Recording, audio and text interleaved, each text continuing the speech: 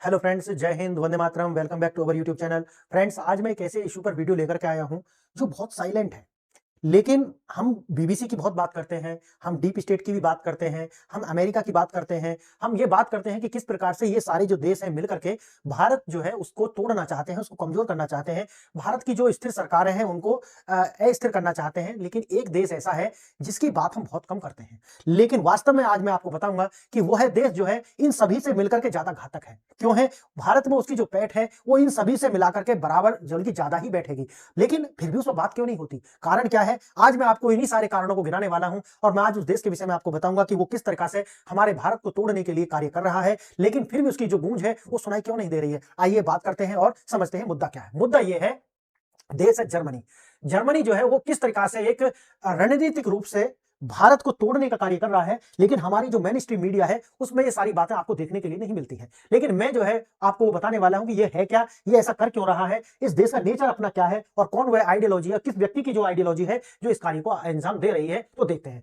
Germany का रणनीतिक नैतिक सुपर पावर बनने की चाह। मैं बता रहा हूं कि जब कोई व्यक्ति या कोई राष्ट्र, ठीक है, जिसको आप कह सकते हैं कि उसके कारण और उसकी गलतियों के कारण ही जब उसका नैतिक पतन हो जाता है या पूरी दुनिया में वो डिफेम हो जाता है, इनफेमस हो जाता है, तो उसकी एक चाह होती है और वो चाह होती है कि दोबारा से फिर वही स्टेटस प्राप्त किया जाए कि दुनिया मेरे लिए अच्छा कहे। अब देखिए, ये वही उसकी कहानी, जर्मनी की जो कहानी है वहीं से शुरू होती है। ये नैतिक सुपर पावर बनना चाहते हैं, हर बात पर भारत को ज्ञान देना चाहते हैं। लेकिन आइए बताता हूं मैं आपको इसका मकसद क्या है। अपराध बोध से नैतिक दादागिरी तक, यानी कि अपराध बोध क्या है? अपराध बोध वही है जो इन्होंने यहूदियों के साथ किया। जो हिटलर है उसने यहूदियों के साथ जो किया, उस अपराध बोध को जो है आज ये दूसरों को नैतिक रूप में ला करके सोचते हैं कि हम नैतिक इतने हाई हो जाएंगे कि हम दूसरों को ज्ञान देंगे। जैसे द्वितीय विश्व युद्ध के बाद जर्मनी से अपने निजी नाजी जो अतीत, यानी उसका जो नाजी का अतीत जो था, उसको एक नैतिक पतन के रूप में जो है, उसका इससे ज्यादा नैतिक पतन नहीं हो सकता जिस तरह के नाजीज ने जो किया था।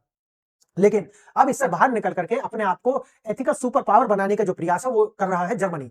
नैरेटिव और विचार का युद्ध। जर्मन टैंक और मिसाइल नहीं बल्कि एनजीओ और अकादमिक और मीडिया के माध्यम से ये सारा कार्य कर रहा है। मैंने जो आपको बताया कि वो किस तरीका से भारत को तोड़ रहा है, तो उसमें कोई मिसाइल नहीं चलाएगा, कोई उसका कोई कि वो किस कार्य को किस तरह कर रहा है, एनजीओ के माध्यम से कर रहा है, अकादमी यानी कि अकादमिक के और मीडिया के माध्यम से वो कार्य यहाँ पर विचार अपने जो है वो प्रचार और प्रसारित कर रहा है, भारत को तोड़ने के कार्य कर रहा है। और मैं आपको इसके पूरे एग्जाम्पल देने वाला हूं कि किस प्रकार से जो भारत के कुछ राजनयिक लोग हैं जो लाल किताब लेकर के हिलाते रहते हैं, उनको संरक्षण देना हो, या एक धिम्मी डॉग है जिसका जर्मन शेफर्ड बोलते हैं उसको अपने यहाँ, या ऐसे और बहुत सारे जो इन्फ्लुएंसर्स हैं उनको अपनी जमीन देना ताकि वो भारत के प्रति एजेंडा चला सके और भारत को जो है सामाजिक रूप से ब्रेक डाउन कर सके। आज मैं आपको ये सारी चीजें खोलने वाला हूं। दूसरा है मैनिफेस्ट फॉरेन पॉलिसी का इस्तेमाल, यानी कि फेमिनिस्ट पॉलिसी जो बना रहे हैं, यानी कि ऐसा दिखाते हैं कि जैसे उनसे बड़ा फेमिनिस्ट कोई नहीं है। जर्मनी इस नीति का उपयोग भारत के आंतरिक मामलों में, चाहे वो कश्मीर हो चाहे वो मणिपुर हो, इनमें जो और खाई खोदने का कार्य जो है ये कर रहा है। आज पूरी बातें मैं आपको खोल कर रख दूंगा कि जर्मनी क्या कर रहा है। आज आपके दिमाग में ये जो डीप स्टेट और ये इंग्लैंड या ब्रिटेन और ये सारी चीज तो घूमती होंगी कि अमेरिका क्या कर रहा है, लेकिन ये जो देश है ना, ये साइलेंट किलर की तरह कार्य कर रहा है देश के अंदर। आज मैं इसकी पूरी की पूरी पोल खोलूंगा। भारत के जर्मनी के प्रमुख मोर्चे, जैसे मीडिया और दुष्प्रचार। आपने डीडब्ल्यू देखा, वो यूट्यूब चैनल भी है उसका, इसका नाम है डाइचे वेले, यानी कि ये जो न्यूज चैनल है ये भारत के अंदर, आपने मेरी वीडियो बनाई थी कि किस तरह से जयपुर राजस्थान के अंदर एक एथेनॉल प्लांट बन रहा था, तो इसने उसे लेकर के दुष्प्रचार किया, फिर वहां पर जो है आंदोलन करा दिया, तोड़फोड़ करा दी। ये इसी की खबर थी डीडब्ल्यू की। भारत सरकार हो या बहुसंख्यक भारत का समाज हो, उसके खिलाफ जो है नैरेटिव जो है ये फैलाने का कार्य करता है डीडब्ल्यू, यूट्यूब चैनल भी है। दूसरा है डिजिटल इन्फ्लुएंसर, जैसे मैंने आपको बताया धिम्मी डॉग जैसे ध्रुव राठी जैसे जो लोग हैं उनको जो है अपने यहाँ पर जमीन देता है ताकि वो भारत विरोधी जो अपने नैरेटिव है उनको भारत में फैला सके।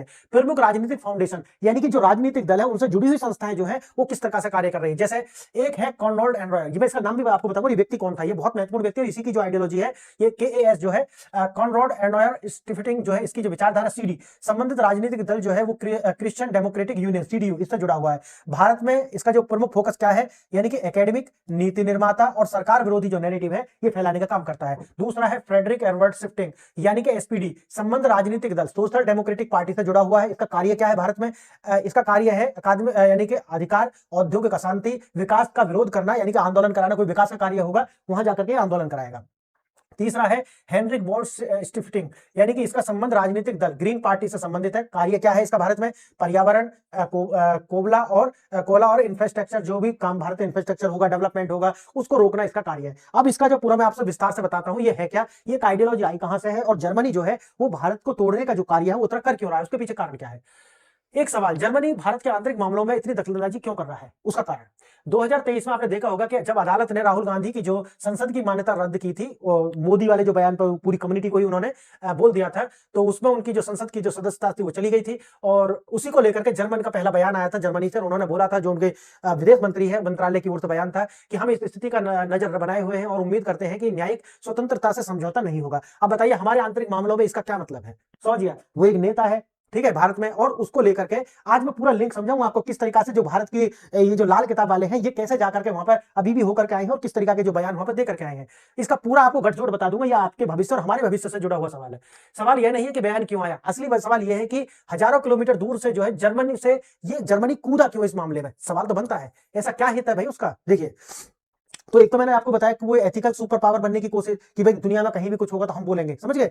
अब यह कोई अकेली घटना नहीं है बल्कि एक सोचा समझा पैटर्न है। राहुल गांधी का मामला सिर्फ एक उदाहरण था। जर्मन ने भारत के आंतरिक मामलों पर टिप्पणी करने में महारत हासिल की हुई है। जैसे राहुल गांधी की सजा पर बोला था, क्या बोला था, जैसे मैंने आपको बताया। मणिपुर में फिर बोला, जब मणिपुर आपको पता है वहां पर थोड़े दंगे हुए थे ये, तो उन पर फिर बोला, कहा कि जटिल आंतरिक सुरक्षा मामले हिंदू बनाम ईसाई, ठीक है, और रंग देने की कोशिश उन्होंने की थी। और ये मूल विचार क्या है, आइडियोलॉजी कहां से आती है, मैं वो बताने वाला हूं आपको, ठीक है। अरविंद केजरीवाल की जब गिरफ्तारी हुई थी, याद होगा आपको, तो उस टाइम पर भी जो है जर्मनी से बयान आया था कि निष्पक्ष कार्रवाई और सुनवाई होगी, ऐसा हम जो है उम्मीद करते हैं। अब सोचिए आप, ये राजनीतिक बयानबाजी नहीं है, ये जर्मनी की उस विदेश नीति का निष्पादन जो मानती है कि मानव अधिकारों की रक्षा देश के संप्रभुता से ऊपर है। समझ गए आप मेरी बात? तो यानी कि संप्रभुता से ऊपर है क्या, देश की रक्षा, ऐसा ये मानते हैं, और इसीलिए ये जो है इस तरह की बयानबाजी करते हैं। इसके पीछे विचार क्या है वो मैं आपको समझाने वाला हूं। जर्मन में जो है, जैसे मैंने आपको बताया, DW एक चैनल भी जिसका नाम है डाइचे वेले, जर्मन का सबसे जो मुख्य हथियार यही है। बीबीसी का नाम तो आपने सुना होगा, ये अपने आप में काफी बदनाम है और लोग कहते हैं कि बाद का जो बीसी है ये वास्तव में इसको रिप्रेजेंट करता है, लेकिन जो है इसको भी देखना पड़ेगा, ये बड़ी साइलेंटली कार्य कर रहा है DW, ठीक है। जब भी भारत में विदेशी दखल की बात होती है तो नजर अमेरिका पर या बीबीसी पर जाती है, लेकिन एक खिलाड़ी जो है पिछले 60 साल से लगातार जो है भारत को तोड़ने का जो प्रयास है वो कर रहा है, लेकिन उसकी बात ज्यादा होती नहीं है। लेकिन आज हम इसकी खाल छीलेंगे। वित्त पोषण, जर्मन करदाताओं से जो पैसा लेकर के, जैसे कि वे देखो, जैसे कि जर्मन आपको देखोगे ब्रिटेन का जो बीबीसी है ना, ये उनका माउथ पीस है। इसी तरीका से आपको DW जो है जर्मन का माउथ पीस है, सरकार का ही, क्योंकि ये उनके करदाताओं से, उन्हीं के टैक्स के पैसे से चलता है। तो हम मान सकते हैं कि जो ये कह रहा है वो देश की सरकार और उनकी नीति का हिस्सा है। निशाना, प्रधानमंत्री मोदी भारतीय मीडिया और बहुसंख्यक समाज पर ये लगातार हमले हैं। भाषा, कश्मीरी भारतीय सुरक्षा बलों के लिए उनको बोलता है ऑक्यूपाइड फोर्सेस, ठीक है, कश्मीर के लिए, हमारी सेना के लिए बोलते हैं। इस तरह के जब ये शब्दों का प्रयोग करते हैं तो आप समझिए, अलगाववादी स्वरों को प्रमुखता देना इनकी जो है भारत में इनका जो है कार्य है। अब मैं आज बताऊंगा सारा कार्य कर क्यों रहे हैं, आप बने रहिए बस। DW इतनी गहरी और लंबी पैठ क्यों सहयोग नहीं है, जर्मन की नई सॉफ्ट पावर रणनीति का हिस्सा है। शोर नहीं करती, बस धीरे धीरे जो नैरेटिव समाज में लगातार जो इंजेक्ट कर रही है, ये अपनी आइडियोलॉजी है ना, इसको इंजेक्ट कर रही है। देखिए, जो व्यापारिक समझौते से नैतिक महाशक्ति बनने की महत्वाकांक्षा, पहले क्या थी, पहले चरण में जो जर्मनी जो है, वो पुरानी जर्मनी कैसी थी कि वो कार्य करती थी जैसे वेंडल डोर हैंडल, यानी कि कार बनाती थी, व्यापार को आगे बढ़ावा देती थी, नैतिक उपदेशों से दूर रहती थी। लेकिन दूसरे चरण में जब जर्मन आती है तो नई जर्मन क्या कर रहा है, वो कह रहा है कि हमें मॉरल सुपर पावर बनना है, हर किसी को ज्ञान बांटना है, ठीक है। और इसके पीछे विचार क्या है वो मैं आगे आपको बताऊंगा। दुनिया का ये बताना कि लोकतंत्र कैसे होता है और मानव अधिकार की रक्षा कैसे की जाए। वैसे अपने देश में ये जो है टोपी वालों को खूब पेल रहे हैं, आपने देखोगे वीडियो जब सामने आती है कि किस तरह के जो मुक्का मारते हैं वो उसमें, ठीक है। लेकिन दूसरों को बताएंगे कि किस तरीका से माइनॉरिटीज की रक्षा की जाए। टकराव का बिंदु, जब आप खुद को नैतिक निर्णय मान लेते हैं तो भारत जैसे देशों की संप्रभुता और समस्याओं को जो है वो पहचानते नहीं है और उन्हें उपदेश देना और सर्टिफिकेट बांटना शुरू कर देते हैं।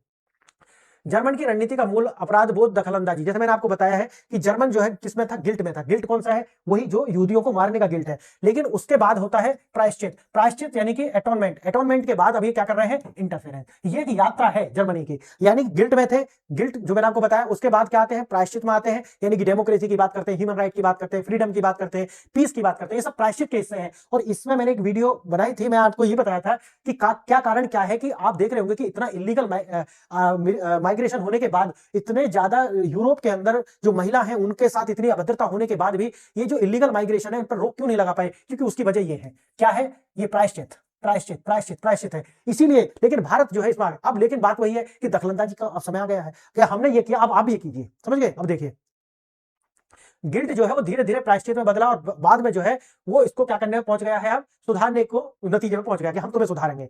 इस पूरी कहानी का जो वस्तुकार कौन है, अब बात आती है ये कि ये सारा तो आपने पढ़ लिया कि अभी मैंने आपको जो समझाया है कि जर्मनी ये कर रहा है, जर्मनी वो कर रहा है, जर्मनी ऐसा उपदेश क्यों दे रहा है, जर्मनी की हालत ये रही है कि गिल्ट से वो पहुंच गए हैं आपको इंटरफेरेंस तक। लेकिन जो सबसे मुख्य कारण है वो कर क्यों रहा है, कर तो रहा है लेकिन कर क्यों रहा है, आज बात आती है इसकी। और उसके पीछे ये व्यक्ति है, नाम है कॉनराड एडेनॉवर, नाम पढ़ लीजिए ढंग से एक बार। ये व्यक्ति है और मैं आपको बताऊंगा कि जब जो जर्मनी है उसका विभाजन हुआ था तो ईस्ट और वेस्ट जर्मनी बन गए थे। वेस्ट जर्मनी का जो नेता था वो यही व्यक्ति था और इसी ने जाकर के जर्मनी का जो पुनर्निर्माण है बाद में किया था। और ये इसी की जो आइडियोलॉजी है मैं आपको बताता हूं कि एक होते हैं प्रोटेस्टेंट और एक होते हैं कैथोलिक। यानी कि प्रोटेस्टेंट और कैथोलिक यानी कि जो ईसाइयत की दो विचारधारा है, इनको जोड़ने का जो कार्य है और इनका प्रचार और प्रसार करना, पहले तो इन्हें जोड़ना, जब ये दोनों जुड़ जाएंगी तो इसी विचारधारा को पूरी दुनिया पर थोपने का प्रयास और उसकी विचारधारा इस व्यक्ति से निकल करके आती है और इसका नाम है कॉनराड एडेनॉर। ठीक है, इसका नाम अगर आप इस व्यक्ति को समझे तो आप आधुनिक जर्मनी और भारत को लेकर के इसकी बेचैनी समझ जाएंगे। बेचैनी क्या है? बेचैनी क्या है समझिए, प्रोटेस्टेंट और कैथोलिक इन दोनों की विचारधारा, ईसाइयत विचारधारा दोनों को एक करा, दोनों को एक करने के बाद में इसी पर राजनीति की और इसी राजनीति को और इसी विचारधारा को पूरी दुनिया में एक्सपोर्ट करना और भारत में एक्सपोर्ट करना। समझिए, जब मैं पूरी दुनिया की बात करता हूं तो आप पूरी दुनिया को आप तीन ग्रुप में ऐसे बांट के देखिए कि पहले तो है इस्लामिक कंट्री, फिर है क्रिश्चियन नेशंस और फिर आता है ये आपका कम्युनिज्म, कम्युनिस्ट कंट्री, जिनमें से दो तीन कंट्री, दो तो बहुत महत्वपूर्ण है, रसिया और चाइना। अब एक जो कंट्री आता है पूरी दुनिया में एकमात्र जो देश है वो है भारत, जो कि एक सिविलाइजेशन है, जो कि कौन है, जो कि मूर्ति पूजक है। याद रखना, हम जो है अंतिम सभ्यता है, रोम यूनान मिस्र जो सभ्यता थी जिन्हें मिटा दिया गया इन्हीं क्रिश्चियनों के द्वारा, उसके बाद में सबसे लास्ट जो सभ्यता है वो है भारत। भारत में जो है पेजेंस रहते हैं, पेजेंस मतलब है जो मूर्ति पूजक है। मूर्ति पूजक इस्लाम और क्रिश्चियनिटी दोनों के समान रूप से बराबर के दुश्मन है, क्योंकि दोनों ही ये मानते हैं कि ये मूर्ति भंजक है, यानी कि मूर्तियों को तोड़ना इनका अधिकार है, चाहे क्रिश्चियन हो चाहे वो इस्लाम के मानने वाले हो। तो ये उस विचारधारा का हिस्सा है और ये व्यक्ति जो आपको देख रहे हो इसने ही ये सारी की सारी जो क्रिएट की हुई समस्या आज भारत में देख रहे हो जर्मनी के द्वारा, उसका विचारक है ये व्यक्ति। आइए इसके विषय में पढ़ते हैं। कॉनराड एडेनॉर कौन था? द्वितीय विश्व युद्ध के बाद पश्चिमी जर्मनी के पहले चांसलर बना था। देखा जरा, विरासत खंडर हो चुके जर्मनी को फिर से खड़ा करने का काम इसने किया है। अब देखिए प्रमुख उपलब्धि क्या है? जर्मन का पश्चिमी दुनिया, अमेरिका, यूरोप के साथ मिलकर फिर से जोड़ा, नाटो में शामिल कराया जर्मनी को, याद रखना नाटो में शामिल कराया, यूरोपीय एकीकरण की नींव रखी। यूरोपीय एकीकरण जब मैं देखें याद रखना, यूरोपीय एकीकरण का मतलब यहां पे दो ही बात आती है कि क्रिश्चियनिटी की जो दोनों विचारधारा है उनका एकीकरण। अब देखिए वह सिर्फ एक राजनेता नहीं था, उनके पास में जर्मनी के भविष्य के लिए मास्टर प्लान था, सिर्फ अर्थव्यवस्था पर नहीं बल्कि एक गहरी विचारधारा पर आधारित था। और विचारधारा वही दोनों को मिला करके, क्रिश्चियन यानी कि प्रोटेस्टेंट और आपका प्रोटेस्टेंट। ऑर्डेनर का मास्टर प्लान ईसाई नैतिकता, देखो ये वाली ईसाई नैतिकता आधारित। ईसाई नैतिकता क्या है? White burden theory. याद रखना, जब ईसाई नैतिकता की बात आती है तो व्हाइट बर्डन थ्योरी मतलब तुम असभ्य हो सभ्य बनाने के लिए हम आए हैं। अब ये आधारित राजनीति करनी है, ईसाइयत नैतिकता, समझना ये पूरा दोनों शब्द याद रखना, व्हाइट बर्डन थ्योरी। कर्नोल्ड एक कट्टर रोमैनिक कैथोलिक था। उनका मानना था कि राजनीति को ईसाई सामाजिक नैतिकता, क्रिश्चियन सोशल एथिक्स से अलग नहीं किया जा सकता। याद रखना, यानी कि एक तरीका से आप इसे मान सकते हो कि ये अंधा जो है क्रिश्चियन था। वैश्विक दृष्टिकोण, वर्ल्ड वाइड व्यू, यूरोप की पहचान, उनके लिए यूरोप सिर्फ जमीन का टुकड़ा नहीं बल्कि ईसाई सभ्यता। देखना है इस, वैसे आप देखोगे तो क्रिश्चियन सिविलाइजेशन जैसी कोई चीज है नहीं। याद रखना इस बात को, मैं बहुत जिम्मेवारी के साथ ये बात बोल रहा हूँ। क्रिश्चियन सिविलाइजेशन नाम की कोई चीज होती ही नहीं है, ये सिर्फ दूसरों के खंडर पर बनाए हुए लोग हैं। समझ गए? आइए असली लड़ाई, दुनिया की असली लड़ाई ईसाई सभ्यता बनाम मार्क्सवाद। देखना ये मार्क्सवाद क्यों? क्योंकि द्वितीय विश्व युद्ध के बाद में, इस पे अलग से वीडियो लेकर के आऊंगा, द्वितीय विश्व युद्ध के बाद में हिटलर को बताया गया कि वो तो राइट विंग का व्यक्ति था। याद रखना इस बात को, हिटलर को क्या बताया गया कि वो राइट विंग का व्यक्ति था, बल्कि वास्तव में देखा जाए तो हिटलर लेफ्ट विंग का व्यक्ति था। समझ गए? लेकिन इसी विचारधारा पर खड़ा होता है कम्युनिज्म। याद रखना, कम्युनिज्म इसी विचारधारा पर खड़ा होता है। और मैं आपको यह भी बताऊंगा कि जो हिटलर है उसने जो भी जीनोसाइड किया यहूदियों का, उसके पीछे एक ग्रेट मोहम्मद मुफ्ती जो फिलिस्तीन का था उसका भी हाथ है। और यही मैं आगे एक वीडियो में आपको बताऊंगा कि किस प्रकार से ये जो कम्युनिस्ट है इन्होंने और मुसलमानों ने मिलकर जो पूरे के पूरे यूरोप, पूरे के पूरे अफ्रीका के अंदर और मिडल ईस्ट के अंदर किस तरीका का जो तूफान ये लेकर के आए थे, और उसकी परिणति आज जो आप पूरी दुनिया में देख रहे हैं कि ये जो आपका कम्युनिज्म है, इसकी विचारधारा से निकल करके जो लोग हैं आज राइट विंग की ओर आ रहे हैं, उसका मुख्य कारण है इनके द्वारा दिखाए गए जो सपने थे, वो सिर्फ सपने थे, वो जमीनी हकीकत कभी थी ही नहीं। इसीलिए लोग आज जो है मार्क्सवाद और ये कम्युनिज्म से बाहर निकल करके अब की जो राजनीति है वो राइट विंग की राजनीति लौटने का एक मुख्य कारण ये भी है। और इन्होंने जो है बता दिया कि जो हिटलर है ये तो क्या है, राइट विंग का व्यक्ति, और इसीलिए पूरी दुनिया के अंदर राइट विंग को एक बना करके भेज दिया कि भाई राइट विंग की जो विचारधारा है वो बहुत गंदी है, क्योंकि उन्होंने ही क्या किया है, यहूदियों का कत्ल किया है, जबकि ये बात बिल्कुल झूठ है। ठीक है, अब देखिए विचारधारा का संस्थागत रूप, इसी सोच से, कौन सी सोच, यही जो कॉर्नरॉड की सोच है, क्रिश्चियन डेमोक्रेटिक यूनियन, इससे एक पार्टी का जन्म होता है इसी सोच से। ठीक है, कौन सी CDU पार्टी का जन्म होता है, और इसका मकसद क्या था, कैथोलिक और ईसाई यानी कैथोलिक और प्रोटेस्टेंट दोनों को एकजुट करके आधारित राजनीति करना। समझ गए मेरी बात? तो यूरोप का एकीकरण क्या है, वही विचारधारा का एकीकरण है। जर्मनी के विदेश नीति और उसकी संस्थाओं को आत्मा आज भी जो है ऑर्डिनरी की सोच पर ही है, यानी कि पूरी दुनिया में जो है ईसाइयत का प्रचार और ईसाइयत जो उसकी जो सोच है, उसकी जो एथिक्स है, उसको जो है पूरी दुनिया में फैलाना है। देखिए विचारधारा को फैलाने का इंजन। जर्मनी का जो अनोखा सिस्टम है स्टिफिंगटन, ये जो सिस्टम है ना, जो स्टिफिंगटन ये वाला स्टिफिंगटन जो सिस्टम, ये सिस्टम है पूरा, इसे मैं आप समझाऊंगा ये है क्या। वैसे तो पीछे भी इसका थोड़ा सा जिक्र किया है हमने। जो स्टिफिंगटन जो सिस्टम है वो क्या है, देखना ये वाला सीडीयू तो आप समझ गया। एसपीडी जो शुरू में मैंने आपको पॉलिटिकल पार्टी जो ग्रीन पार्टी, इनके द्वारा क्या है ये केएएस, कॉर्नोड एंड शिफ्टिंग, ऐसे ही देखा फ्रेडरिक एडवर्ड, और तीसरा जो है हेरिविच बॉलिस शिफ्टिंग। इस तरीका से ये मुख्य कॉर्नोड विचारधारा पर आधारित है। 1950 में सीडीयू से जुड़ने हुए नेता जो है ये सीधे तौर पर क्रिश्चियन डेमोक्रेटिक अलायंस से जुड़े हुए थे। मिशन क्या है, मिशन है कि एक न्यूट्रल थिंक टैंक नहीं है, बल्कि वैचारिक रूप से वो कौन है, ईसाई है, और ईसाई सभ्यता का जो प्रचार है वो पूरी दुनिया में करने के लिए ये सारे कार्य हो रहे हैं। ये राजनीतिक पार्टियों से सीधे तौर पर जुड़े हुए फाउंडेशन नहीं, फाउंडेशन होती है, पैसा जर्मन सरकार से लेती है, काम दुनिया में भर में अपनी पार्टी की विचारधारा फैलाना, और विचारधारा कौन सा, वही क्रिश्चियन सिविलाइजेशन। ठीक है। तीसरा, भारत में केएस का ऑपरेशन विचारों के जरिए संप्रभुता पर हमला है। इनके जो विचार है वो राष्ट्र की जो हमारी सॉवरेनिटी है उस पर हमला है। देखिए कैसे है, कागजों पर केएस रिसर्च और स्कॉलरशिप के रूप में काम करती हैं, लेकिन धरातल पर ये असली काम करती हैं। युवाओं को अपनी विचारधारा के लिए ट्रेन करती हैं और पॉलिसी नैरेटिव में अपने पक्ष में बनवाती हैं। मीडिया और एकेडमिक जो नेटवर्क है उसको खड़ा करने का काम ये करती हैं। इन संस्थाओं के जरिए भारत की लोकतांत्रिक प्रक्रिया पर सवाल खड़े किए जाते हैं, बहुसंख्यक समाज को टारगेट किया जाता है और संप्रभुता को कमजोर करने का नैरेटिव जो है इनके द्वारा बनाया जाता है। इसका सबूत क्या है, जो सीएचडीएस है उसकी जो फंडिंग है, सीएचडीएस याद करना है ना, ये जो अभी दंगे हुए थे उनमें भी इनका हाथ है, लद्दाख वाला। ठीक है। 2.6 करोड़ की जो फंडिंग है 2016 तक केएस द्वारा जो सीएचडीएस को की गई है। ठीक है, एनजीओ है। अब कॉर्नोड एंड शिफ्टिंग, ये है CHDS, centre for study for development society. नाम तो बहुत अच्छे अच्छे होते हैं, लेकिन काम जो है मैंने आपको बता दिया। एक निशाना 3 दिशाओं से हमला, जर्मन का फाउंडेशन नेटवर्क। ठीक है, भारत में सिर्फ केएस ही सक्रिय नहीं है, जर्मनी की प्रमुख पार्टियां अपनी अपनी फाउंडेशन के जरिए कार्य कर रही हैं। वही जो पीछे मैंने आपको 3-4 पार्टी बताई हैं। फ्रेडरिक एवर्ड शिफ्टिंग यानी कि एसपीडी, ये सोशल डेमोक्रेटिक पार्टी के नाम से काम वही है। श्रमिक अधिकारों के औद्योगिक अशांति करना, श्रमिकों को भड़काना, उनको रोड पर लाना। इसी तरीके से हेनरिक बॉयल शिफ्टिंग जो है ये ग्रीन पार्टी के द्वारा भारत की ऊर्जा और इंफ्रास्ट्रक्चर प्रोजेक्ट्स, जो कोयला, न्यूक्लियर, अडानी, इन पर हमला करना। अब अडानी वाला आपको याद आ गया, लाल किताब वाले भैया। ठीक है, दादा जो है वो लाल किताब हलाते रहते हैं, अडानी अडानी, तो समझ गए होंगे आप। कॉन्राड ऑर्नोल्ड शिफ्टिंग यानी कि ये CDU, Christian democratic union, target युवा, पॉलिसी मेकर्स और अकादमिक जगत में सरकारी विरोध नैरेटिव जो है उसको बनाने का कार्य ये करते हैं। आइए, केस स्टडी, भारत टूट रहा है। अब आपको याद कीजिए, ये जाते हैं अभी जर्मनी की यात्रा पर, और जर्मनी की यात्रा पर जब ये जाते हैं तो इनको बुलाया जाता है एक हार्डी फाउंडेशन जो है, वहां पर एक स्कूल में, हार्डी स्कूल जो है ऑफ गवर्नेंस, वहां पर इनका एक लेक्चर कराया जाता है। और ये भाई साहब वहां जाके कहते हैं कि भारत जो है वो टूट रहा है, इंस्टीट्यूशनल जो है वो कैप्चर किए जा रहे हैं, और गृह युद्ध की जो संभावना है वो बन रही है। अब आपको पूरा जो लिंक है ना वो समझ में आ जाएगा। नैरेटिव एक्सपोर्ट्स, जब राहुल गांधी इस मंच पर खड़े होकर कहते हैं कि भारत इंस्टीट्यूशनल कैप्चर हो रहा है और गृह युद्ध की संभावना है, तो एक भाषण नहीं होता। यह जर्मनी के प्रायश्चित औद्योगिक कॉम्प्लेक्स जो है ना, इसका जो जर्मनी के प्रायश्चित औद्योगिक कॉम्प्लेक्स, एटोनमेंट एंड इंडस्ट्रियल कॉम्प्लेक्स के मंच से नैरेटिव का निर्यात है पूरी दुनिया में भारत के खिलाफ। समझना इस बात को। डिजिटल युद्ध के नए मोर्चे, जर्मनी बना सुरक्षित बंदरगाह, बंदरगाह मतलब एक तरीका से सेफ हेवन बन गया है।